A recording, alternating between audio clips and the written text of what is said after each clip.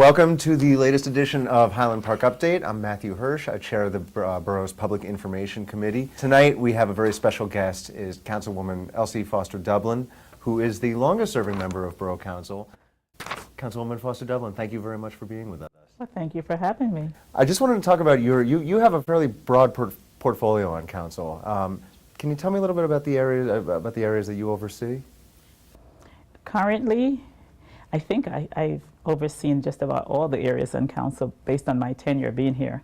Currently, I'm in the council liaison to our Department of Public Safety, and which includes police, fire, first aid, OEM, and the CERT team. So as in your role as a liaison to those agencies and committees, what does that mean on Borough Council as a liaison? I work directly with the police chief, the fire chief, OEM team, which is held by Freeholder Polos, and the CERT team also, and then with David Lowenstein at the First Aid Squad. Excellent. I know one of the key areas of focus for many of those agencies is to get more citizen involvement. Absolutely. And that's and I know that there are a lot of residents who are very excited about that prospect. And so recently, I know that you've been working very hard to introduce the borough to this CERT initiative. Can you tell me a little bit about that? Yes, I'll be happy to. And what is CERT? CERT is Community Response Team. And the CERT team would be called into place, such as when we had Hurricane Sandy. During Hurricane Sandy, we needed people who had who speak different languages, who can write different language to communicate to our residents. As you know, we had no electricity, we had no power, we had no internet, but we had to find ways to communicate with our residents about their safety. For example, do not touch down wires, do not step on down wires, the trees are falling, be careful where you walk. And for seniors who had no access to communication, we had to find ways to communicate with them. And so the CERT team that's in place now, and they have been going through 8 weeks of training at the academy, at the Fire Academy in Saraville. And I'm very happy to say that they'll be graduating next Tuesday. Wow. Next Monday will be a graduation ceremony. And here in Highland Park, we'll be giving them a special award for completion of the task. And so what that team actually does, they would work with the communication team during emergencies. They would serve as liaison or partners with, say, police, fire, first aid, and to keep us all safe and to keep us informed. Should there be any kind of emergency, that team, that volunteer team, that brave group of volunteers, which is 13 of them, they would come into play and they would help us with various activities that was going on. It doesn't have to be an emergency. They could come out, for example, we have some holidays are coming up, and they could come out and volunteer, such as our 4th of July celebration, which is coming up as well. That's terrific. And these are, even though they're volunteers, this is fairly rigorous training, right? Absolutely. They were in 8 weeks of training. Right. And they have to get certified every year, so there's constant training. It's just not, I'm coming in for a couple of hours and volunteer. They're going to be fully skilled in emergency preparedness and knowledge of what not to do, what to do, and how to. So they have been going through these 8 weeks of training, and once they graduate from this course, they'll be fully equipped to deal with various emergency situations. That's terrific. And just for the people watching at home, there is the first cohort that's being trained now, but there will be new trainees. I'm happy to say this is the first one, and we're hoping that we do need volunteers, and I'm appealing to you all to please come out. We need more people that is willing to come out and serve our town, and in case of emergency, keep us all safe. So volunteers are always welcome. That's great. And just, to segue to, folks who have served our community and who have served our country, recently we had the annual Memorial Day Parade, which was a wonderful event. Tell me a little bit about the organization of that event and who really helped facilitate that. Well, the brave people who make that all happen, the Memorial Day Parade that since I've been on council I've participated in and been very happy and very proud to do my very small part. But the people who make it all happen with all the coordination is the Veterans Alliance. And the Veterans Alliance of Middlesex County, they're the ones who year after year take on the planning and the facilitation of this, and they work with our police, our fire, our first aid, and to make everything happen. Just a little bit that happens with this on the morning of Memorial Day, we, mayor and council, and our police department and first aid and fire, we all lay wreath at the different locations where we have had brave persons who have given their life in service of our community. So we do a dedication at the police department, we do one at the firehouse, and right over here on South 6th Avenue, where we lost 2 firefighters about 57 years ago. We lay a wreath there, and up by Harley Davidson we lay another one. It goes off so smoothly that day.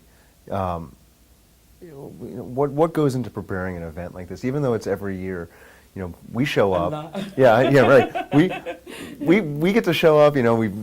We sit on the sidewalk and we watch everyone go by, and it's a wonderful event. But behind the scenes, it's a lot of preparations. The Veterans Alliance, they have a well-groomed team, and there's a team of persons that are responsible for every little thing, from as simple as the wreath that get tossed every year into the Raritan River. There's someone that is in charge of making sure that the wreaths are there, the stands are there, the podiums, the chairs. Locally, our Department of Public Works, they're the ones who prepare Highland Park, from putting out the flags early in the morning to getting the podium ready, to making sure the sidewalks are swept, the bridges prepared. And our police department, they are also very busy with redirecting and directing traffic, and as well as playing their part.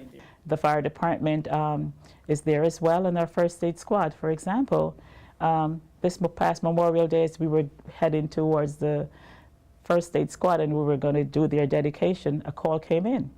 And in the midst of that, they had to leave just to show the level of dedication, and they were off. Some of the members left to go assist someone who was in need of help. Wow. So they're always on call, and they're always there to help. And just to remind everyone that these are all volunteers. So the first aid squad is a volunteer squad, and they're Highland Parkers who are providing this excellent service, and they've been doing this for about 60 years, almost 60 years, that the squad has been around serving Highland Park and all its residents. And the fire department is just the same. They have been there and providing services and keeping us all safe. And it's mixed volunteers. It's a huge volunteer force that make all of this happen. That's a really important. It's very important. Remember, right? It is. It's absolutely important that someone would run into a burning building to save someone, and they're not being compensated, because the love of brotherhood, country, fellow man, you name it. It's all love that goes into making someone want to volunteer and give so much of themselves in dangerous situations that maybe you and I may not choose to, but this is what they choose to do in giving back to their country. That's right, and we thank them every day for that. And one thing I should also note is that this is a team effort with the City of New Brunswick too. So there's a real coordination effort. Yes, because the Veterans Alliance, they're there, and they're working with New Brunswick. They work with our Department of Community Service. We work with New Brunswick Department of Community Service to help with the coordination. So community service does come in and play a role in this, along with Highland Park Fire, First Aid, OEM, and all the teams come together and make this happen. Even our residents. We have residents, the high school is a partner in this, because the band plays from the high school. They come out and they play. We have our young people in town that will sing at the parade and give back. And so it's not just Highland Park, it's Highland Park and New Brunswick and the residents of New Brunswick that come out to make this happen. Right. And I'm proud to say that this year, our very own Highland Park police officer, Sean Bibby, Iraq veteran, he was there as our Grand Marshal this year. Yes. And he's been with us for 1 year in our police department, but he was more than happy to come out to talk about his experience, and it was a great honor for him to be our Grand Marshal. And he was great. Yes, he was. That was great.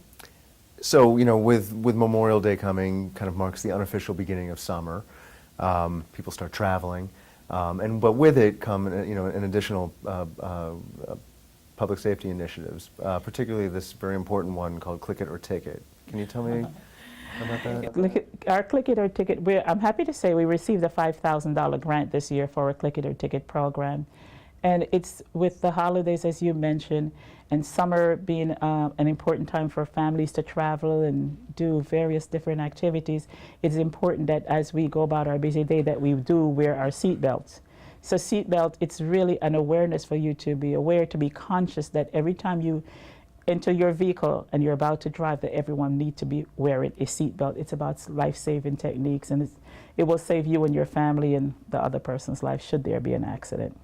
And it's just a good rule of thumb to just always, when you get in the car, put your seatbelt on. And how is that enforced? Where do those resources go in terms of enforcement? Because I know our police are always on the lookout for folks not wearing their seatbelts. Absolutely. The grant that we have, we do a lot of postings. If you look when you drive into town, we have the billboards that warn people, please, gently remind people to wear their seatbelts. We do publications, we give out pamphlets, and we have materials that we give out to remind people that you need to wear your seatbelt, the importance of wearing your seatbelt, and we have, may have an officer that goes around and gently encourage people to wear their seatbelts. Buckle up, Highland. With Memorial Day also, specifically June 1st is the official start of hurricane season. Yes. And you mentioned Hurricane Sandy, and I think for Highland Park that kicked into gear a lot of awareness of the fact that we need to divert certain resources to certain areas to help residents understand what's happening in the event of an emergency. We talked a little bit about CERT. What else does the borough have to prepare for when in the event of a big storm? Well, it's interesting. Yesterday was June 1st and Right. Start of hurricane season, and the Fire Academy, they had a training in Sayreville at the Academy to get people focused or get some of the focus on hurricane preparedness and hurricane season. One of the things that we have done is put together the community response team, the CERT team. And the CERT team will also be there doing emergencies to help out. And some of the basic things that we encourage people to prepare themselves for is to have an extra flashlight. And this is going to age me a lot. It's going to be a transistor radio. And most kids probably don't have any idea what that is. But I'm sure that they'll understand the necessity of that radio. It's true. Absolutely. So a battery-operated radio is always good to have during this time. And also some food items, such as such as peanut butter. In case of emergency, peanut butter is jam-packed with protein. You don't need anything. So maybe crackers, peanut butter. And for seniors, just have your medicine labeled in an area where you can have easy access to them. And, we always say, get a tube, like a medicine vial, and let's list your medication on there. So should you need to be evacuated from your home, you can tell the person that's coming to take care of you that my list of medicines is in XYZ in the refrigerator, so they can just grab that list and you can get a refill on that. And for persons who have pets, we do have pet preparedness. How do you prepare your pet and to make sure that if should there need to be an evacuation, that your pet would be securely evacuated as well. That's terrific. I know that you've accomplished so much in this area in the 3 years since Hurricane Sandy. It's amazing that it's been 3 years already. But I know that you have accomplished a whole lot more in the 12 years on council that preceded that. Correct? You joined council in 2000. Yes, I did. You have a long record of public service in Highland Park. Tell me a little bit about, obviously when in a town like Highland Park, you don't do it for the fame. Tell me what motivates you as a public servant. When I first came on council, I came on council because of a controversial issue, and I wanted to see change. And I wanted to see real change that would take place in Highland Park. And during my tenure here, I have seen a lot of change in the borough itself, in the administration, in our residents, in our town, in the way we communicate with each other, the way we interact with each other. I've seen changes far and wide, and I've seen a lot of changes for a lot of good. A lot of improvements have been made. And why do I serve? I serve because I wanted us to be a part of those positive changes that I've seen. And I continue to serve because I believe that I'm giving back to my community, this is something that I enjoy doing, and I enjoy giving back. And in my way, it's helping to make Highland Park, our community around us, a little bit safer and better place to be. And we thank you for your service, and we know you have accomplished a lot. And I should note that 10 of those years on council, you served as council president, which is a remarkable run. Mm-hmm. We look forward to your continued service, and thank you very much for being on the program. Well, it has been my honor to serve. It is my honor to serve in Highland Park, and it's been my honor and my privilege to serve. It's also helped me to shape my child that he wants to continue. He continues to serve, although he doesn't live in Highland Park anymore. He's away at college, but he finds ways to serve a greater good in the community where he is. So it's been a good thing.